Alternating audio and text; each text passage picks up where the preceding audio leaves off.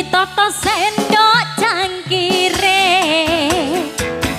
panas kebul-kebul nyamlang tenan wit yang rondene batang remah-remah manis-manis penyanyi santai patra sing ditaksi kok ora rumangsa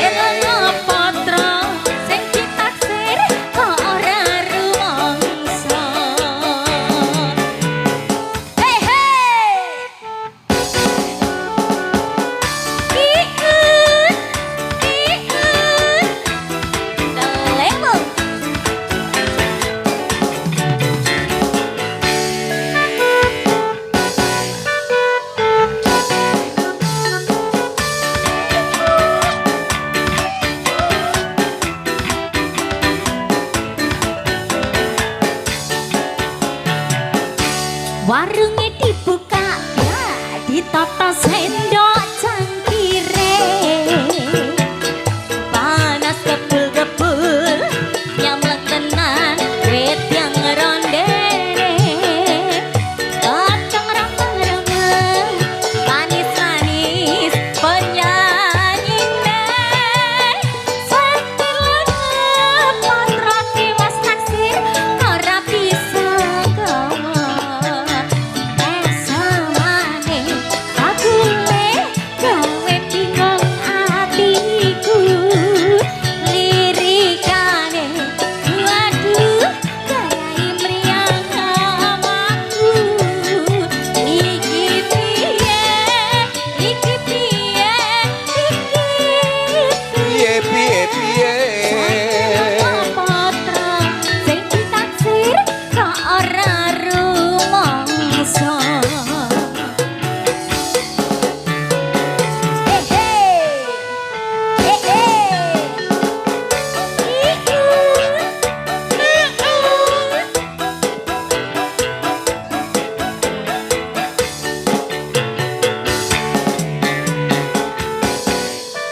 barang-barang budi dan juga level Tenazi Audio, terima kasih Fortunality. Warungnya dibuka ya ditata sendok cangkire panas kebul-kebul nyamuk tenan wit yang rondene kacang remah-remah manis-manis penyanyi santai patra sing ditaksir ora bisa gawa semane bagule gawe bingung atiku lirikane duadu garai meriang awakku iki piye iki piye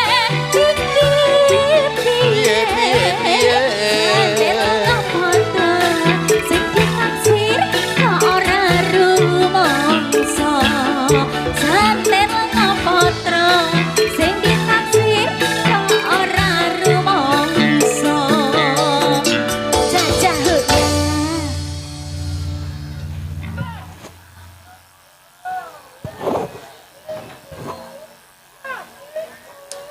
Nggih, wilujeng dalu Mas Sujono. Nggih, wilujeng dalu ning Menok Wulandari. Nggih. Nggih kalau wau ning Nyantika sampun ngaturaken sentir Lengopotra. Pokoke kompak delewung iki mang. Kompak banget. Nggih nak matur sembah nuwun. Dumateng panjenengan Bapak Sohidul Hajah panjenenganipun Bapak Kasiat. Bapak sinten? Bapak Kasiat Kasiat nggih. Kasiat jenis Pak Daya. Kasiate ya napa Mas? Oke, Kasiat tulisannya no. Bapak Kasiat kali Ibu Ngatmina. Nggih, matur sembah nuwun sampun ngrawakaken Ludruk Budi Wijaya. Nggih no. Nggih, niki atensine pun kuwatah banget. Nggih. Langsung kemawon. Nggih menawi Bapak Ibu Sohibul Hajah ngersakaken lakon sumangga Bapak. Sumangga panjenengan Bapak. Ugi Mas Manten juga Mbak Mantennya. Yang ingin request monggo. Bisa. Nggih. Untuk sabu-sabu yang ingin request dibawa saja. Dibawa saja. Maksudnya di Indonesia. Oh, mboten angsal Bapak. Introduksi saya panjenenganipun Bapak Sohibul Hajah diarani ke panggung. Jenengan kalau nyawer ten ngadap mawon. Iya no. Nggih. Nggih no saking panjenenganipun Mbak Ika. Nggih. Niki Nggih. Mbak Ika maling ya Mas nggih. Ketahuan wis pewesen niku. Nggih. Monggo ingkang dipun suwun. Gregis. Senes kok gratis. Lah wingi gregis. Gampang tapi rame. Yo, mendem wedokan. Wah, mendem wedokan. Kantos Mbak Ika. Ini kalau piantune. Nggih, semangat pokoke wonge. Nggih.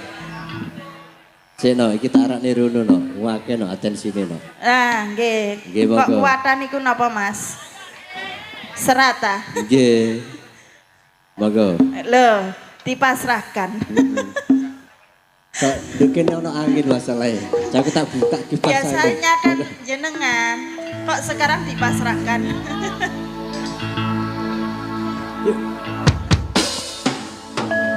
Boe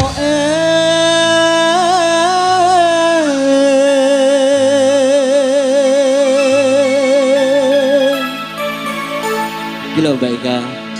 Ngene ketawa. Iki ya Mbak Ika. Iki lek iki Mbak Ika Colo, Mas. Mana iki lho tuan-tuane. Iki Ika Colo lek iki. Aku njaluk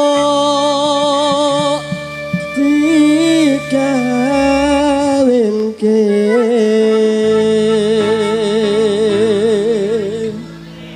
Karo sapa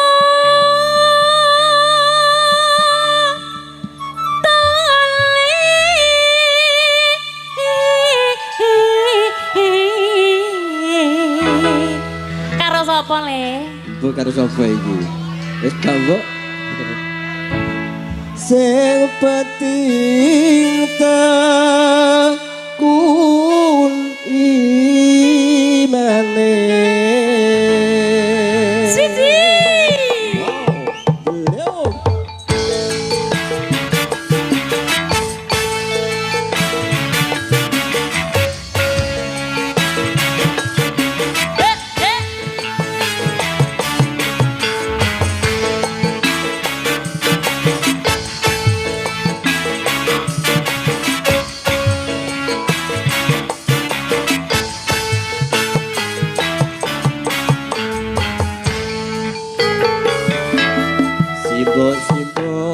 Simbok wetengku luwe ana ketan aku pundutno simbok aku wis gedhe ana prawan coba lamarno Tole katane apa dicampuri apa parutan tole rapine gampang paling penting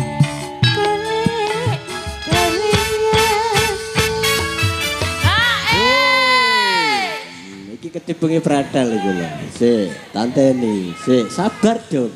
sing penting golek gawean dhisik le ya. Golek gawean. Aja gopo rabi ae. Ora, Mbok. Ora wis, tenang wae. Apa iki kok laren? Ngapunten niki cimplunge pretel. Lah gak ngencepno iku mang lho gopo ae. Lagi ku tak tabrak gak iso jempongan. Dipasno dhisik. Lek ngencepno iku dipasno, Mas. Dipasno. Aja angger mesle dincepno ae ya cepet lho. Waduh, gak wani aku. Napa sih?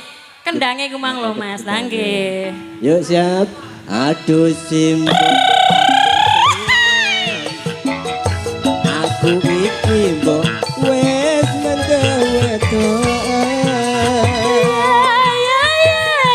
Aduh simbo ra bisa turu. Awan pengen ketemu. Ora gampang wong bebojoan.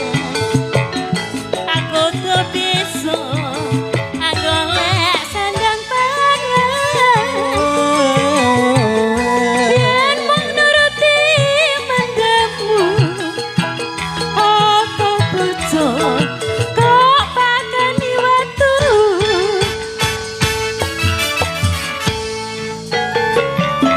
Yen mengkono mbok aku tak nyambut gawe. Golek duit kanggo nikahan. Ya tole dongane mbok muga wae bisa kalaksana.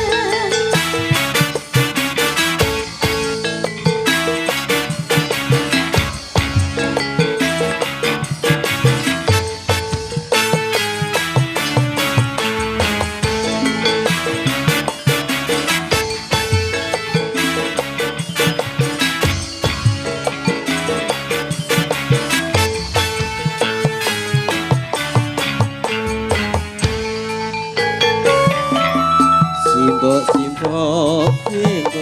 weteng kowe ana ketan mbok aku pundhut. Simbok aku wis gedhe ana prawan coba lamarno. Atole-tole agatan abang dicampuri klopo parutan. Tole-tole harapine gampang, paling penting golek Aku simbok berpikiran, aku iki mbok wes mendewe doa. Aduh simbok ra bisa turu, awan pengen ketemu. Ora gampang wong bebojoan kudu bisa golek sandang pangan. Yen mung nuruti mendemu apa bojomu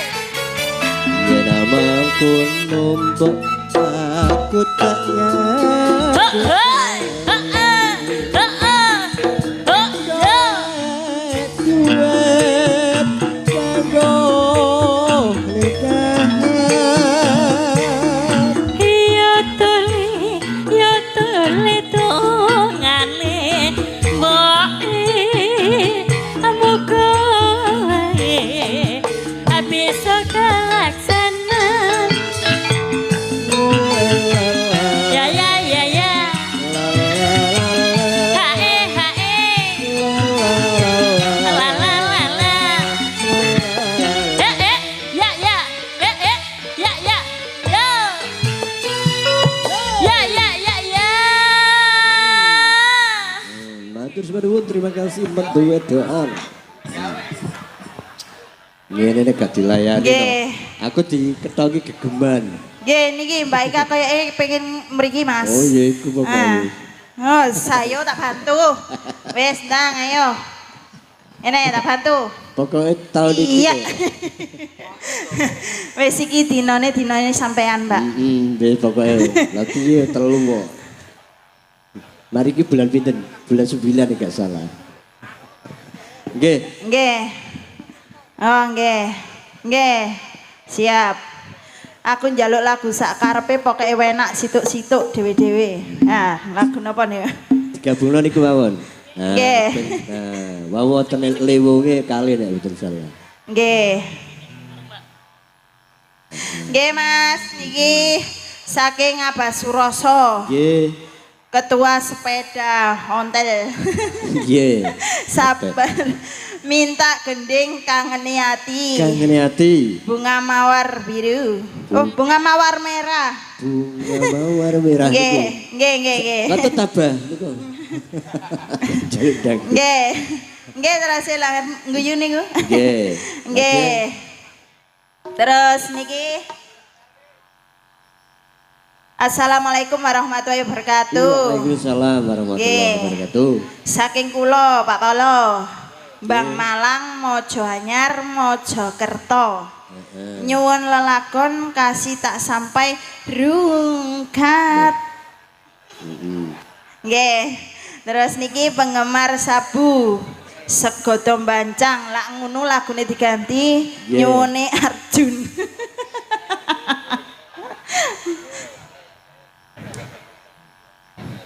Nggih.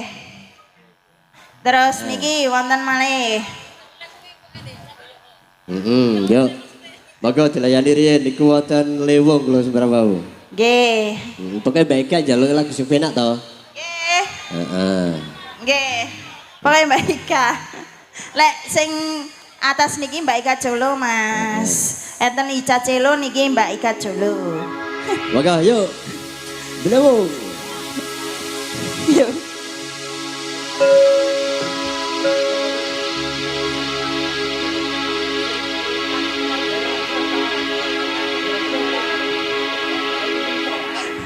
Nggih. Nggih.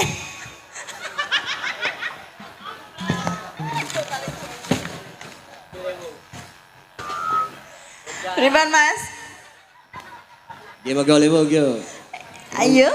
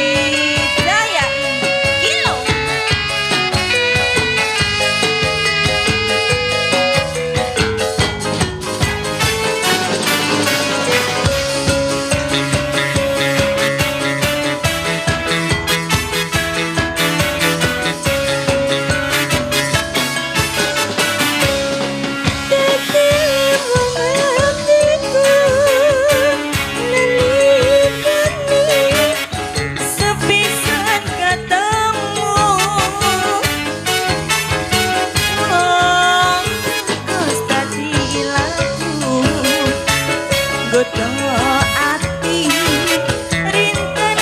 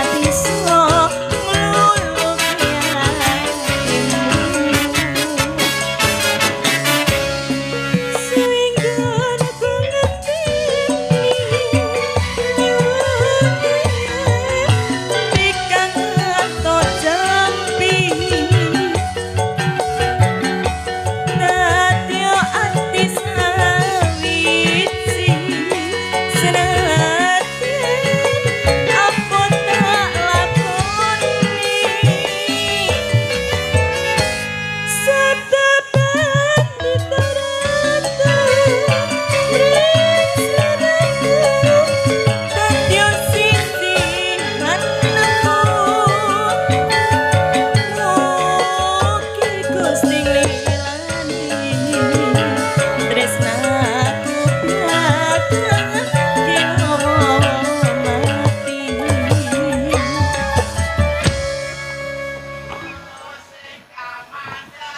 iya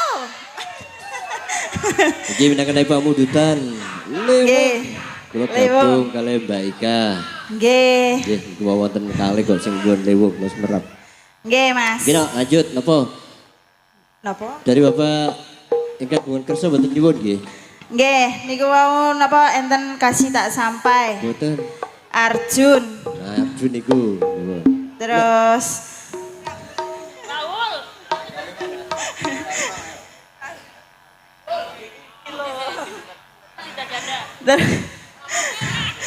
Kidung Wahyu kalau seboh banyu langit mawar merah. Lah niku banyu langit mawon niku. Nggih. Jenenge Wahyu sampun kula layani. Ampun. Banyu langit dereng. Wahyune sampun. Nggih Mbak Ika niku. Banyune sing dereng. Dereng banyu langit tok.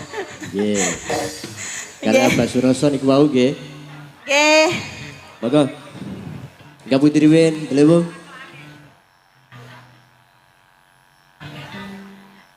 Oke, niki wonten sambil ndelewung program dulu langsung bayang goprak yang diminta rondo gantungan. Monggo. Yuk. Hey.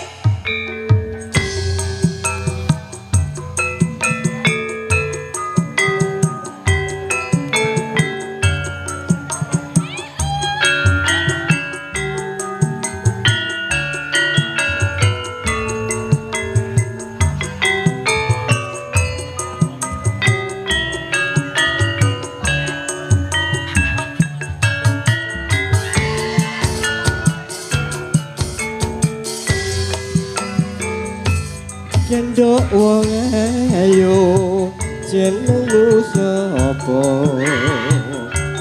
sliramu pindho ngoro sembodro lelanono aku nempel tresno duh wong ayu klopo muda lekanono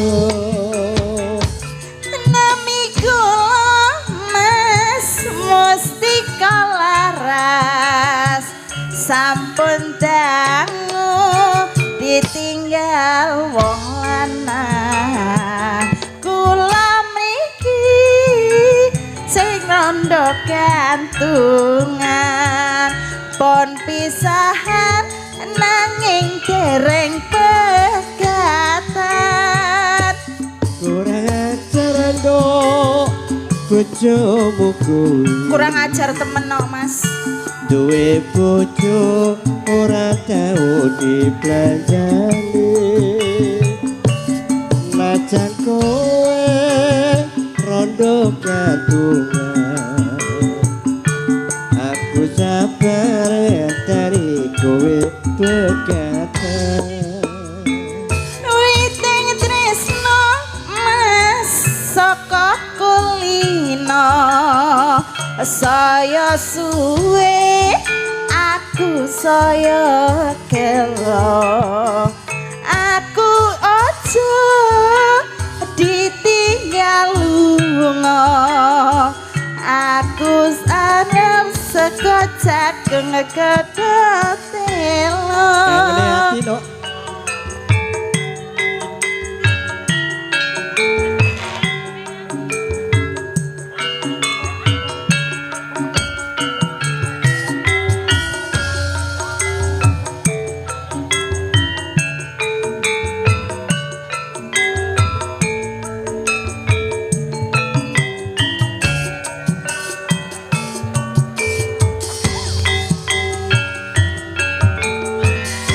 Wis dadi anteping ati nganti kapan mung bakal tak enteni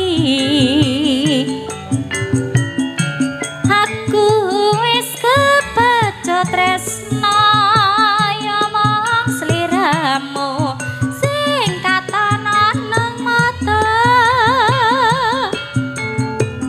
yen bengi ra bisa turu bayanganmu wis kelbu pikiranku kok kaya ngene rasane mong tansah kangen pingin maros lirane apa bisa aku nyanding sliramu demung bagus sing dadi papucanku dulungono rasa kangen atiku nganggo esa manis kang tak tunggu kangen iki bisa mari yen sliramu wis gelem anambani kang tak sumundrino wangi dadi ya tamba kangene ati iki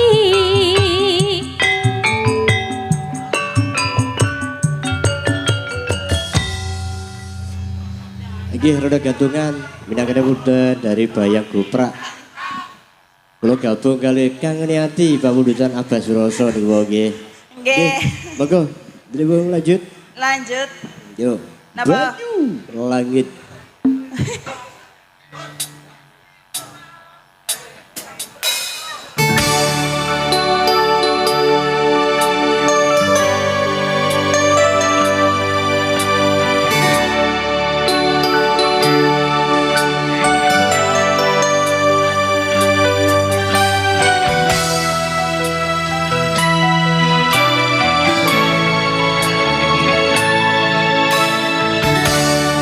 Suara angin sing reritu ati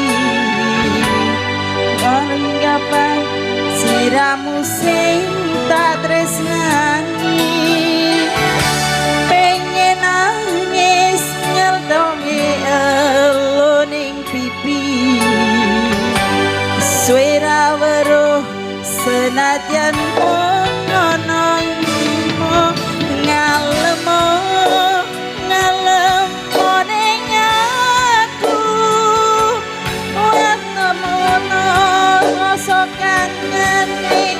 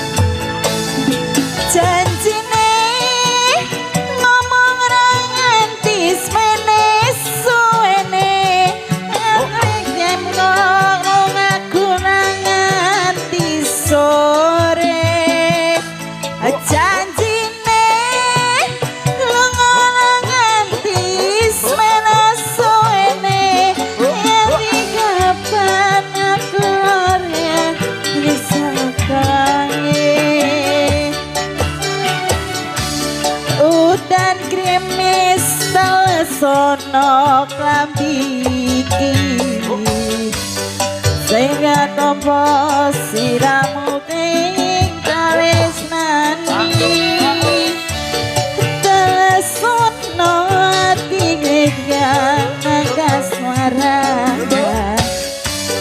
sehingga roh beranyutan sakelingan hakeme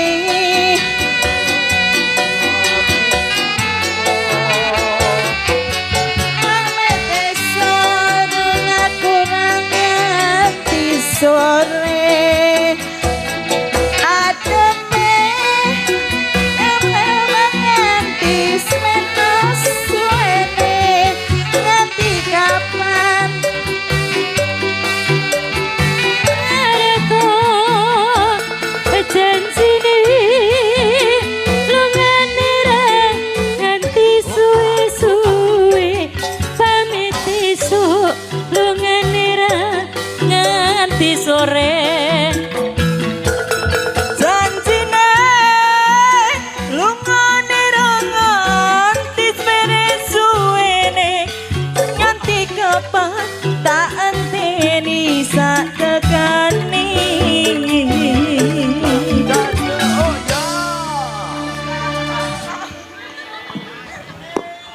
Nggih. Nek kene udan banjir baik kae. nggih Langit. Nggih. nggih Mas Nggih. Kasih wonten ngene ku. napa Arjun Arjun. mawar merah Mawar merah Mbah Abah Suroso. kasih tak sampai oh. Kasih tak sampai niku tidak. Oh sudah oh Sudah. nggih sih Tak layani awan mang. nggih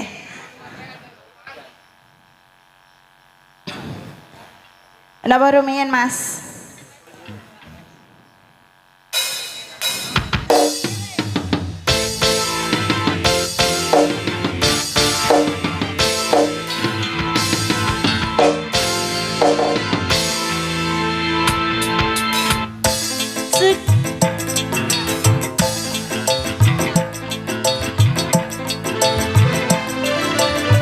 padaku di malam itu nadane ku teringat apa maksudmu sampai kini ku simpan bunga pemberian darimu bila ku lihat ku mengerti apa maksudmu la la la la la la la la oh la la la la la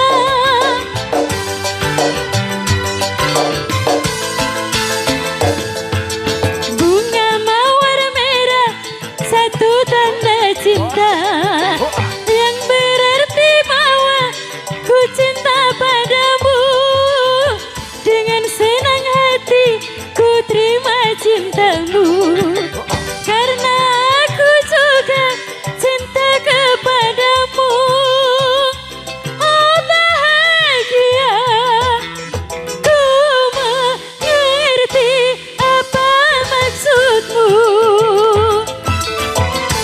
sampai kini ku simpan bunga pemberian darimu bila ku lihat ku terkenang sama dirimu la la la oh la la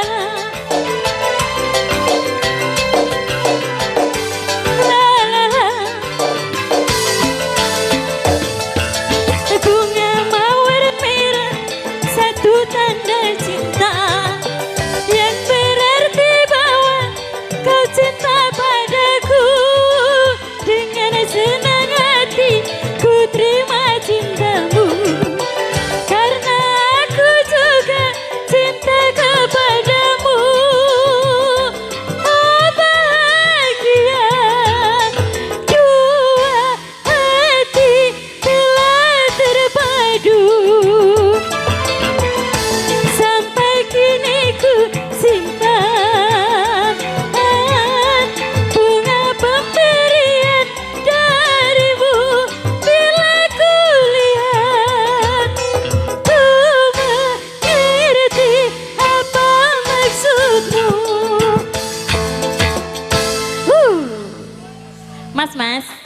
Nggih. Lah nggih. Rancak sekutu mawon.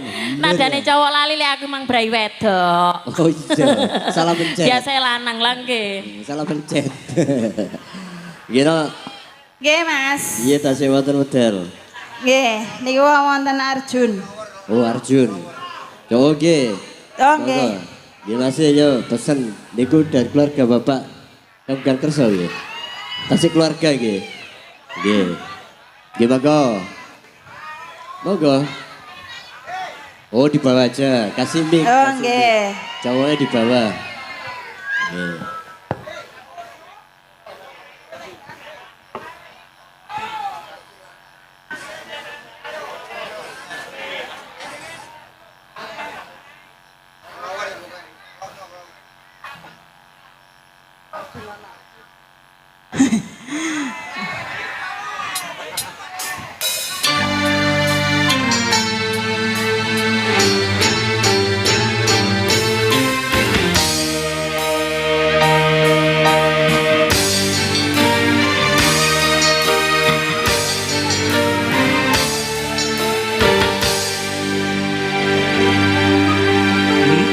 Mengapa dalam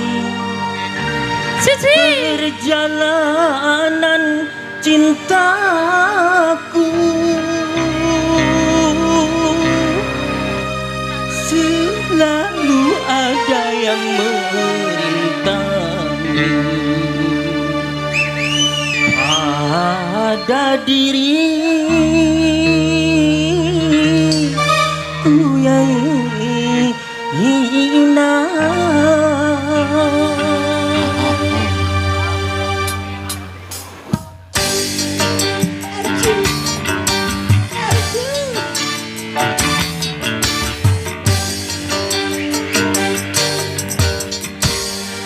Takkan lagi ada satu runcingnya bambu menusuk hati ini karena aku tak terima engkau dihina. Manis, biarkanlah aku ini orang kecil, harus hitung-hitung kecil. Pagi sore aku selalu menimbang diri, memang tak pantas bercanting denganmu. Kau pria idamanku, pria yang paling ku tunggu. Jangan pergi, tinggalkan ku sendiri.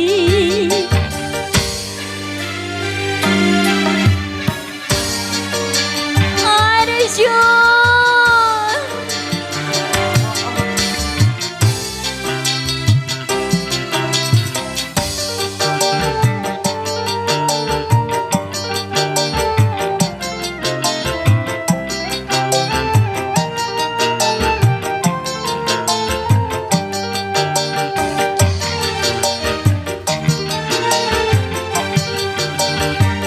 Sekuat apapun tulang di punggungmu tak mungkin mampu membuntutiku.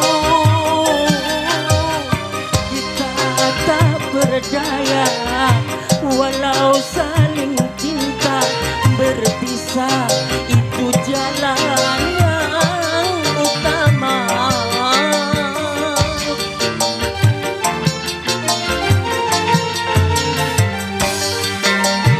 Rubah hitam ini, tongkat panjang ini menjadi teman sependeritaanku. Kerudungmu yang cantik bersulam permani tak mungkin bersatu dalam posterku. hai lelaki pengembara, biarkan ku ikut serta di madu aku rela. jadi istri kedua. Asalkan aku kaya, takkan lagi ada satu runcingnya bambu menusuk hati ini. Karena aku tak terima engkau dihina.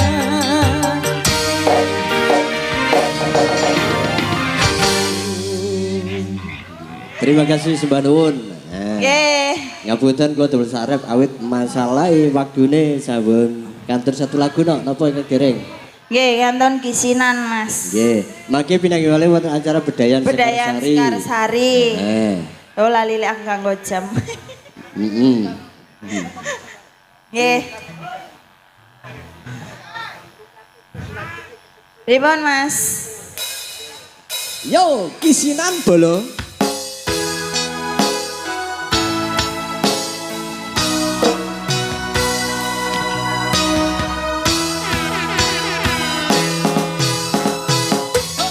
Tahun-tahunan aku wes ngancani sliramu, wes kadung kenal karo bapak ibu, wes kepacut nyaman ro sliramu. Apa kowe ra ngerti? Apa ra ngrasani? Yen wis ketetek koyo saiki, kudu piye aku bingung ngadepi.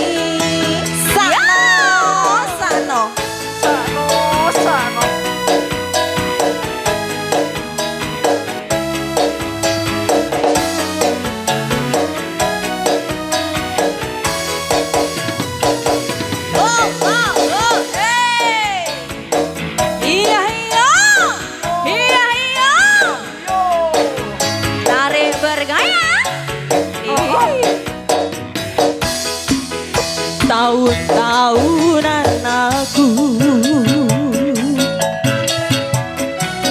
wis ngancani sliramu, wis kadung kenal karo bapak ibu, wis kepacut nyaman